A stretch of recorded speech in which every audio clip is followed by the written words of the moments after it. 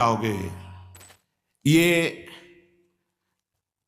8 बातें भगवत भक्त अपने जीवन में जांच ले कि है कि नहीं है, अगर ना हो तो धारण कर ले।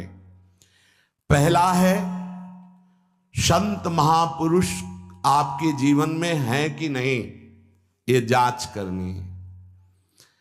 देखा है हमने, अगर किसी संत को आदर्श मानकर आप नहीं चल रहे हो तो दिमाग को खसकते हुए देखा, खसक गया है दिमाग। वो मनमानी आचरण केवल सिद्ध बनने के लिए कर रहे हैं। उनके आचरण ऐसे कि भोले भाले लोग ये समझे कि ये तो सिद्ध है। और जानते हो सिद्ध किसे कहते हैं?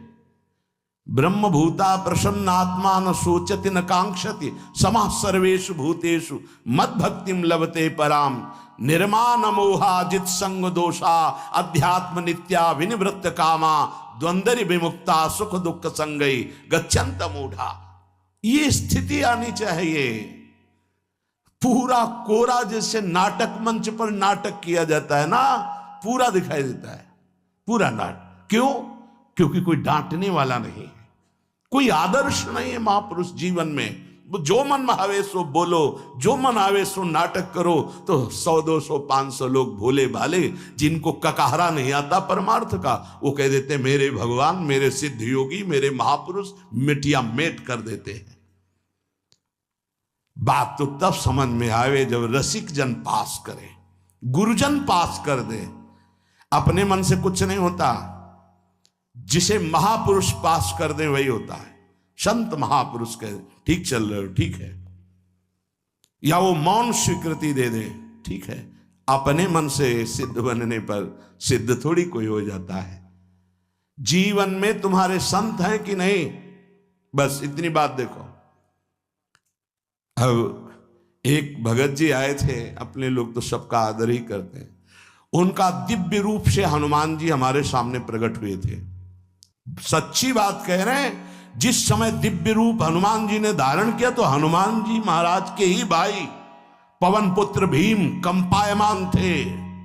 भीम जैसे हनुमान जी वैसे भीम, बड़े बड़े पर्वतों को अपनी टक्कर से चूर करने की सामर्थ्य रखने वाले। अभी पैदा ही हुए थे भीम और गोद में लिए हुए माता कुंती चल रही थी। अचानक सिंह निकला, दहाड़ हुई तो गिर गए भीम। तो जो जिस चट्टान पे गिरे चकनाचूर हो गई चट्टान, और उस आवाज से भयभीत होकर भाग पड़ा सिंह। अभी गोद में बच्चा थे वो भीम, जिस समय प्रार्थना की कि भैया मैं तुम्हारा वो दिव्य रूप देखना चाहता हूं, तो उनका काहे को तुम व्यर्थ में ऐसा तुम नहीं देख पाओगे। तो उनका हमारी लालसा है, आपका छोटा भाई हो। तो पट्टहास किया हनुमान जी का वो दिव्य रूप कि कंपायमान होकर कह रहे थे, हे वायुपुत्र, हे पवन पुत्र, तुम अपने रूप का संवरण करो, मेरी सामर्थ्य नहीं। और वो व्यक्ति ऐसे कह रहा, मैं दिव्य हनुमान। हम कह रहे पाखंड मत करो, ठीक से चलो तो ये सब भगवत स्वरूप अनुभव में आ जाएंगे। ठीक से चलो, बड़ा विचित्र स्वरूप है। जब तक जीवन में कोई संत नहीं, तो हम ये देख रहे हैं कि वो जीवन या तो पाखंड में सकेल जाएगा, और या तो व्यर्थ के चिंतन में फंसा हुआ अपने को मान लेगा कि मैं सिद्ध हूं। आपका शब्द, आपकी दृष्टि, आपकी चेष्टा, तस्मात् शास्त्रम प्रमाणम ते, तब सिद्ध माना जाता है। बहुत सिद्धों के दर्शन हुए, गंगा किनारे सिद्धों का हमने कभी नहीं देखा ऐसा प्रमादी। सिद्ध प्रमादी नहीं होता। 95 वर्ष की आयु पूज्य स्वामी श्री ओंकारानंद सरस्वती जी महाराज 4 बजे एक अपने निज जन से कहते, वो स्वेटर पहना दीजिए। बोले स्वामी जी अभी तो धूप है। नहीं, अंदर अभी जाएंगे, चिंतन में विक्षेप होगा, हमारे पास समय नहीं, डाल दो शरीर में। अब इसका एक साधारण शब्द हुआ, इसका प्रभाव इतना पड़ा कि इतनी अवस्था में इतने चिंतन परायण की स्वेटर पहनना है, ये स्मृति बाधा ना पहुंचा पावे, डाल दो शरीर में। कितना सूक्ष्म।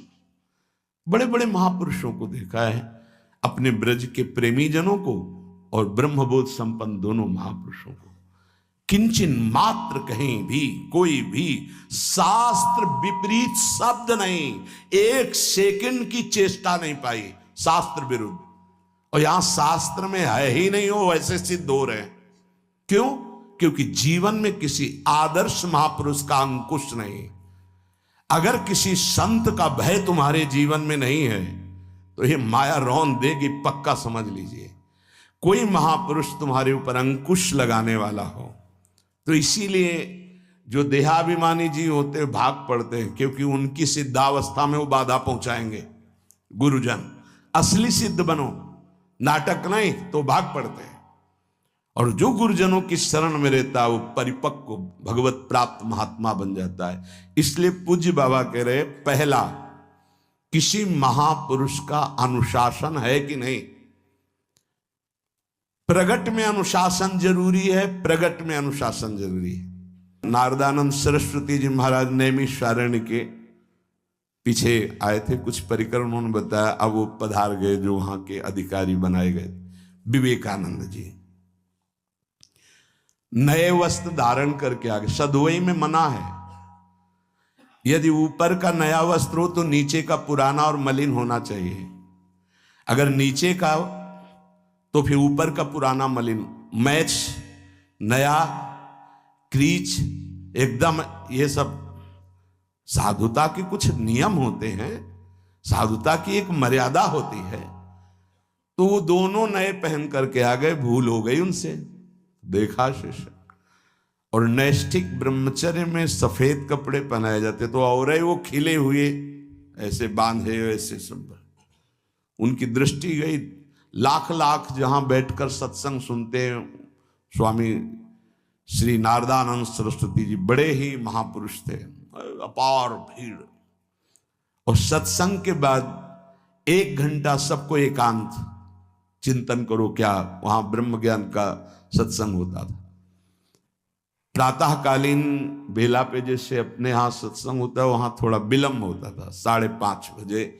जो निज जनों का वो योग वासिष्ठ से कैसे तुम्हें बताएं, जो उस सभा में बस यही लगता है कितनी जल्दी देह राख छूटे और अपने स्वरूप में महापुरुषों का वचन का प्रकाश होता है। एक सत्संग होता था सामूहिक सब लोगों को, एक होता था पर्सनल, जो दिव्य साधक हैं केवल वही बैठ सकते हैं, अन्य नहीं। ऐसे पूज्य बाबा के यहाँ भी एक होता था पर्सनल ज्ञान का और एक होता था सामूहिक प्रवचन। तो उस समय सामूहिक सत्संग चल रहा था, काफी सब समाज लाखों की थी। देखा दूर से, एक शिष्य से कहा गौशाला में जाओ, गोबर को गीला कर दो। उनसे कहा विवेकानंद गोबर की छवियां भर करके यहां खड़े हो सत्संग के पास। अब वहां नन नच हो नहीं सकता, और गीला गोबर तो जो 2 घंटा सत्संग हुआ पूरा टप टप ऐसे कपड़ों में, पूरी हालत बिगड़ गई। क्या था ये? संत शासन। अब दोबारा वो गलती नहीं होगी, समझाने की जरूरत नहीं, अब समझ गए कि हमसे गलती क्या हुई। संत शासन नहीं है तो ये मन बहुत विचित्र है, बहुत विचित्र है। इसीलिए पहला, जो भी परमार्थ का पति को, चाहे ज्ञान मार्ग का, योग मार्ग का, किसी योग मार्ग की लौकिक ऊंचाई पर पहुंचे हुए कि गुरुदेव आए और उन्होंने कहा कि किसी कारण से शिष्य बढ़ जाए और अपने गुरुदेव की अवहेलना करे तो उसकी गति क्या होगी? उनका दुर्गति। दुर्गति, दुर्गति के सिवा उसके आगे कोई शब्द नहीं है। गुरु को पीड़ा है और शिष्य परम पद में पहुंच जाएगा? नहीं नहीं, ऐसा नहीं हो सकता। अनुशासन अत्यंत आवश्यक है। किसी भी वैभव या लोक व्यवहार या लोक मान्यता बढ़ जाने पर अपने गुरु का अपमान, गुरु की अवहेलना, तो उसकी दुर्गति पक्की। देखो, ये मन है, ये इंद्रियां हैं, ये अहम है, ये केवल गुरुदेव से ही वश में आता है, दूसरी जगह नहीं आता। क्यों? क्योंकि दूसरी जगह उत्तर देने का अवसर है। दूसरी जगह हम नहीं मानते तुम्हारी बात, लेकिन वहां ना उत्तर है और ना नहीं मानते, केवल वहां मिटना ही मिटना है। अगर ऐसा उपासक है तो निश्चित परम पद का अधिकार। केवल मिटना कोई उपाय नहीं है। अहंकार के पोषण का कोई उपाय, केवल मिटाना है। रो लो, चिल्ला लो, जो तुम्हें करना है कर लो, आना तुम्हें इसी मार्ग में पड़ेगा, दूसरा कोई रास्ता नहीं। बलिहारी घेर करके नष्ट कर देते हैं हमारे मन की मनमानी को, हमारे अहंकार को। इसलिए जीवन में प्रगट में जिनके जीवन में संत हैं और वो स्वीकार करते हैं उनका अनुशासन, उन्हीं का जीवन प्रकाशित होता है, पक्का समझ लेना। दूसरा, भागवतिक मार्ग में चलने वाले उपासक को सांसारिक पुरुषों की मित्रता करके उनकी संगोष्ठी में नहीं बैठना चाहिए। इस बात को बहुत अच्छे से समझ लो। सांसारिक पुरुषों की जो वृत्तियां होती हैं उनमें बड़ा आकर्षण होता है भोगों का, प्रपंच का। जो साधक भ्रमणशील हैं, अगर वो गृहस्थों के यहां जाकर उनकी सैयाओं पर सोते हैं तो उनकी दुर्दशा क्या होती है चित्त की, वो खुद अनुभव करके देख ले। आज तो शास्त्रीय पद्धति को समझा ही नहीं जा रहा। जब बड़े बड़े सुभट गंगा किनारे त्याग वैराग्य ज्ञान के मिले ना, तो आगे का रास्ता खुलता चला गया। सांसारिक पुरुषों के समुदाय में बैठना था। वो तुम्हें भगवान कहेंगे, ईश्वर कहेंगे, अवतार कहेंगे, उनको कुछ ज्ञान नहीं। आप मान बैठेंगे अपने को भगवान, अपने को ईश्वर, अपने को अवतार मानिए, तो आप जो अवतार है ना, ईश्वर है ना, भगवान है, उनसे विमुख हो जाएंगे। यहां जो भी अवतरित हुए हैं भगवत पार्षद, वो सदैव दैन्य ही रहे हैं। आप देख लीजिए, उच्च कोटि के महापुरुष चाहे जितनी ऊंचाई पर चढ़े हों, सदैव भगवान की ही स्थापना की है। भगवान के नाम की, रूप की, लीला की, धाम की, भगवत महिमा की स्थापना की है, अपनी नहीं, अपने पार्थिव शरीर की नहीं। ध्यान रखना, जितने महापुरुष प्रकट हुए भगवान की स्थापना की। अगर हम संसारिक पुरुषों का संग करेंगे तो कई तरह से हानि हो जाएगी। सत्संग हो रहा है, बस इतने जो चाहो बैठ जाओ। हमारा पर्सनल एकांतिक केवल गुरुदेव से संबंध है और उनके द्वारा बताई हुई उपासना में हमारा समय व्यतीत होना चाहिए। कोई हमारा मित्र नहीं होना चाहिए, अलग से संगोष्ठी नहीं होनी चाहिए विषयी पुरुष की, सांसारिक पुरुष की। तीसरा,